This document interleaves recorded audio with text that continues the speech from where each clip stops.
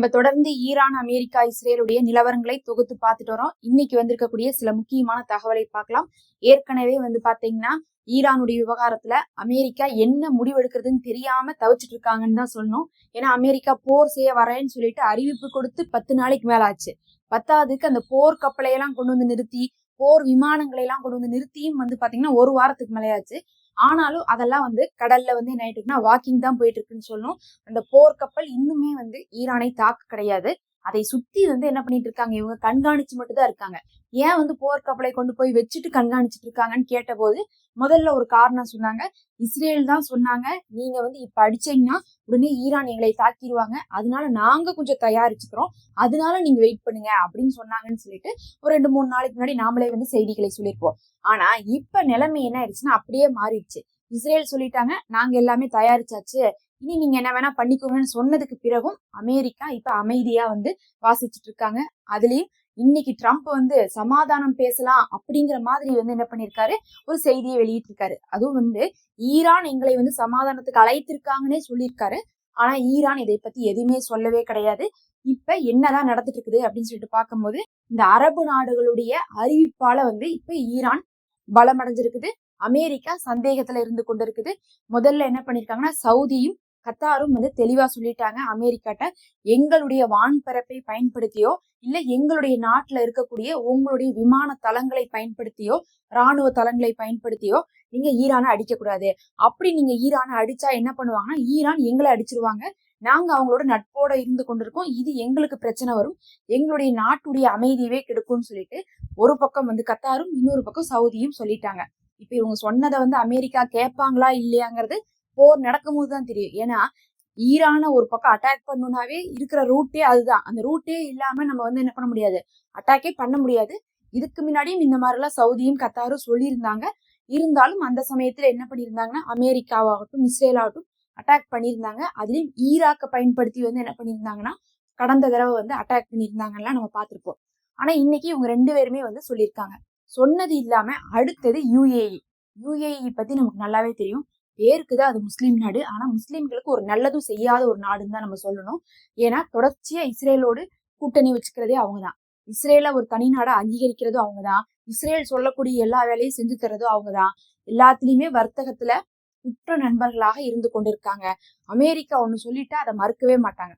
அப்படிப்பட்ட யுஏஇ இன்னைக்கு என்ன பண்ணிருக்காங்கன்னா அமெரிக்கா சொல்லியிருக்காங்க, நீங்க எங்களுடைய வான்பரப்பை பயன்படுத்தாதீங்க, எங்களுடைய விமான தளங்களை இன்னும் உங்களுடைய ராணுவ தளங்கள் இங்க இருக்கிறத பயன்படுத்தி நீங்க ஈரானை அட்டாக் பண்ணக்கூடாதுன்னு சொல்லியிருக்காங்க. இதுதான் இன்னைக்கு அமெரிக்கா கொஞ்சம் குண்டை தூக்கி போட்ட மாதிரி இருக்கு.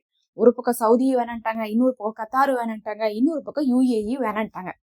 இதுக்கு காரணம் என்னன்னு சொல்லிட்டு பார்க்கும்போது யுஏஇல தான் என்ன பண்ணிட்டு இருக்காங்க, இவங்க நேத்தும் சரி அதுக்கு முந்தின நாளும் சரி கடந்த 48 மணி நேரத்துல நிறைய விமானங்களை கொண்டு போய் குவிச்சிருக்காங்க, ராணுவ விமானங்களை அங்க இருக்கக்கூடிய ராணுவ தளத்துல. அதை கண்காணிச்ச ஈரான் என்ன பண்ணிருக்காங்க, வீடியோ ரிலீஸ் பண்ணிருக்காங்க. எங்களுடைய உளவு விமானங்கள் நீங்க கொண்டு போய் யுஏஇல உங்களுடைய போர் விமானங்களை நிறுத்துவதை கண்காணித்து வந்திருக்கு, அதனால அங்கிருந்து நீங்க தாக்கணும்னு நினைச்சா நாங்க கண்டிப்பா என்ன பண்ணுவோம், மத்திய கிழக்குல இருக்கக்கூடிய எல்லா விமான தளத்தையுமே அமெரிக்காவோட தாக்குவோம்னு சொல்லியிருந்தாங்க. சொன்னது மட்டும் இல்லாம யுஏஇக்கு மெசேஜ அனுப்பி விட்டுருக்காங்க. ஒரு பக்கம் சவுதி மூலமாவும் இன்னொரு பக்கம் கத்தார் மூலமாவே சொல்லியிருக்காங்க, நீங்க அவங்கள்ட்ட கொஞ்சம் தெளிவா சொல்லிருங்க, கண்டிப்பா நாங்க என்ன பண்ணுவோம், யுஏஇ அட்டாக் பண்ண போறோம், எங்களுக்கு வேற வழி இல்லை, இது ஒன்னும் ஃபர்ஸ்ட் ஸ்டெப் கிடையாது, கடைசி ஸ்டெப்பு. போர் பாத்தீங்கன்னா இந்த தடவை காசா விஷயத்திலே ஆகட்டும், லெபனான் விஷயத்திலே ஆகட்டும், சிரியா விஷயத்திலே ஆகட்டும் என்ன நடந்திருக்குன்னு நீங்க பாத்திருப்பீங்க.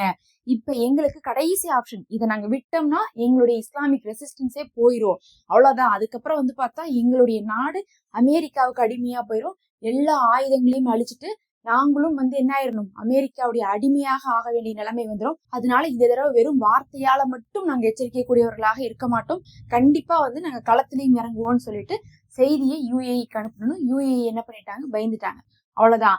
ஏற்கனவே டூரிஸ்ட்ல இப்பதான் ஒரு 10 வருஷத்துல நம்பர் 1 வந்துட்டு இருக்காங்க. இந்த மத்திய கிழக்கு நாடுகளே, இந்த சவுதி ஆகட்டும் யுஏஇ ஆகட்டும், இவங்க எல்லாம் எதை வச்சு இது பண்ணிட்டு இருக்காங்கன்னா, நாம ஒரு அமைதியான நாடு, நம்ம நாடு போர் இல்லாத நாடு, நம்ம நாட்டுல பார்த்தா டூரிஸ்ட் நம்பர் 1 இருக்கும் அப்படின்னு கொண்டு வரணும் தான் அவங்க வந்து விருப்பப்பட்டு இருக்காங்க. இந்த நேரத்துல போய் அங்க தாக்குதல் நடந்துருச்சுன்னா அமைதி நாடே அந்த நாட்டுக்கான பேரே போயிடும். யுஏஇ வந்து டூரிஸ்டுக்கான பிளேஸா வந்து மக்கள் தேர்ந்தெடுக்க மாட்டாங்க. அது வந்து எப்ப வேணா போர் நடக்கலாம், எப்ப போனாலும் உயிருக்கு ஆபத்தா இருக்கும் அப்படிங்கக்கூடிய கேட்டகரியில கொண்டு வந்துருவாங்க. அப்படிங்கறதுனால இது அவங்களுக்கு நேரடியாக நாட்டையே பின்னோக்கி கொண்டு போகும் பொருளாதாரத்தைங்கிறனால யுஏஇ ஸ்ட்ரிக்டா வந்து மறுத்துட்டாங்க. அப்படி பார்க்கும்போது இன்னைக்கு வந்து முஸ்லிம் நாடுகள் அனைவருமே என்ன பண்ணிருக்காங்க, அமெரிக்காவை வந்து சொல்லியிருக்காங்க, வார்ன் பண்ணிருக்காங்க, எங்க இடத்த நீங்க யூஸ் பண்ணக்கூடாது, அதே மீறி எங்க இடத்த நீங்க யூஸ் பண்ணிட்டீங்கன்னா நாங்க ஈரானுக்கு தான் துணை நிற்போம் அப்படிங்கிற மாதிரி சொல்லியிருக்காங்க. இதுவே ஒரு பெரிய விஷயம். அதனாலயே வந்து அமெரிக்கா இப்ப பேசாம நம்ம இந்த போரை கண்டினியூ பண்றதா, ஆரம்பிக்கலாமா வேண்டாமா, நம்ம போர் மோட்லயே இல்லாம பேசாம திரும்பி போயிடலாமான்னு யோசிச்சுட்டு இருந்தாங்க. இது இல்லாம முந்தைய வீடியோல நம்ம தெளிவா வந்து ஒண்ணு சொல்லியிருப்போம். அதாவது ஈரான் வந்து அமெரிக்காவுடைய போர் கப்பலை தாக்கி அழிக்கக்கூடிய ஒரு அனிமேட்டட் வீடியோ வெளியிட்டு இருந்தாங்கன்னு. அந்த வீடியோடைய லிங்கையும் நான் பாத்தீங்கன்னா நான் போன தடவை வீடியோல ஃபர்ஸ்ட் கமெண்ட்ல கொடுத்திருந்தேன். இந்த வீடியோடைய ஃபர்ஸ்ட் கமெண்ட்லயும் அந்த லிங்க் நான் கொடுக்குறேன். அதுல வந்து பாத்தீங்கன்னா அது ஒரு அனிமேட்டட் வீடியோ தான். அதுல எப்படி வந்து அமெரிக்காவுடைய ஆப்ரஹாம் லிங்கன் கப்பலை, அதாவது போர்க்கப்பல்லே நம்பர் 1 அதுதான், அதை வந்து அழிக்கிறோம் அப்படிங்கிறதை வந்து காமிச்சிருப்பாங்க. அதை காமிச்சதுக்கு பிறகு அதை பத்தி பேசிக்கிட்டே இருக்கிறாங்க அமெரிக்காவுடைய அபிஷியல்ஸ் எல்லாம். நேத்துல இருந்து வந்து இதுதான் பேசப்படுது. ஏன்னா நேத்து தான் அவங்க அந்த வீடியோ வெளியிட்டாங்க. அதுல இருந்து இது பேசப்பட்டுக்கிட்டே இருக்குது. பேசப்பட்டுக்கிட்டே இருக்கும்போது அங்க இருக்கக்கூடிய ஆய்வாளர்களாகட்டும், முக்கியமாக வந்து ராணுவத்துல விமான சேவையில இருந்தவங்களாகட்டும், அவங்க அந்த கருத்தை என்ன சொல்றாங்கன்னா, ஆமா இந்த வீடியோ உண்மையாகிறதுக்கான வாய்ப்பு இருக்கு. ஏன்னா நம்மளுடைய கப்பலை அழிக்கக்கூடிய ஏவுகணையே இல்லைன்னு தான் நம்ம நினைச்சிட்டு இருந்தோம். ஆனா இந்த ஏவுகணையில் இப்ப இவங்க தயாரிச்சிருக்கிறது இவங்களுடைய கப்பலை அழிக்கக்கூடிய சக்தி இருக்கு. ஒரே நேரத்துல அவங்க நூத்துக்கணக்கான ஏவுகணைகளை அனுப்பிட்டாங்கன்னா நம்மளுடைய அயன்டோம், அதாவது அந்த ஆப்ரஹாம் லிங்கன் கப்பல்ல இருக்கக்கூடிய அந்த விமானத்தை பாதுகாக்கிறதுக்கான ஏர் டிஃபென்ஸ் அவங்க வச்சிருப்பாங்க. அந்த ஏர் டிஃபென்ஸ் வந்து முதல்ல வரக்கூடிய ஏவுகணைகள் தடுக்கிறதுக்காக வந்து வெளியே வரும். அதுக்கப்புறம் வந்து பாத்தீங்கன்னா அந்த காயெல்லாம் தீர்ந்ததுக்கு பிறகு இவங்க மறுபடியும் ஏவும் போது கண்டிப்பா அந்த கப்பல் வந்து ஒரு பெரிய இழப்பை தழுவும் அப்படின்னு சொல்லியிருக்காங்க. இதை கேட்டுட்டுதான் இப்ப வந்து என்ன பண்ணிட்டு இருக்காங்க, அமெரிக்கா வந்து பேசாம நம்ம என்ன பண்ணிடலாம், சமாதானத்துக்கு கூப்பிட்டாங்கன்னு சொல்லிட்டு சமாதானம்னு சொல்லிட்டு பின்னாடி வந்துடலாம்னு சொல்லிட்டு முடிவு பண்ணிருக்காங்க. முதல் முறையாக ட்ரம்ப் தான் சொல்லியிருக்காங்க, ஈரான் இன்னும் சொல்லவே கிடையாது. ஆனா ட்ரம்ப் வந்து எங்களை ஈரான் கூப்பிட்டு இருக்கு சமாதானத்துக்கு சொல்லிட்டே தான் இவங்க போறாங்க. உண்மையாலுமே இது சமாதானத்துக்கு கூப்பிடப்பட்டாங்களா இல்ல இவங்க பொய்ய சொல்லிட்டு கப்பலை வந்து பின்னோக்கி கொண்டு வர போறாங்களா அப்படிங்கறது இன்னும் ஓரிரு நாட்கள்ல தெரிஞ்சிடும். இப்படிதான் ஏமன்ல கடைசியா என்ன பண்ணாங்கன்னா, என்னைக்கு அந்த கப்பலே அழிஞ்சிரும்னு ஒரு பயம் வந்துச்சோ அப்ப பின்னோக்கி வந்தாங்க. கண்டிப்பா அந்த ஒரு கப்பல் அப்படிங்கிறது இந்த உலகத்திலே வச்சு நம்பர் 1 போர்க்கப்பலாக இருக்கு. அதுக்கு செலவு செஞ்சிருக்கிறதெல்லாம் கேட்டா மலைச்சு போயிடுற அளவுக்கான ஒரு பெரிய செலவு தான் அமெரிக்கா செஞ்சிருக்காங்க. எல்லாத்துக்கு மேல அதை அழிக்கிறது அப்படிங்கிறது அமெரிக்காவை வெற்றி பெறுவதற்கான ஒரு சமம். அதனால வந்து அந்த கப்பலுக்கு ஒண்ணு ஆகுது அப்படிங்கறத வந்து அமெரிக்கா கண்டிப்பா வந்து தாங்கி கொள்ள மாட்டாங்க. அதுக்கான ஒரு சிச்சுவேஷனையும் அவங்க கொடுக்க மாட்டாங்க. அதனாலதான் இப்ப ட்ரம்ப் வந்து சமாதான பேச்சுவார்த்தை அப்படின்னு சொல்லிட்டு நாடகத்தை ஆரம்பிச்சிருக்காரு இன்னைக்கு.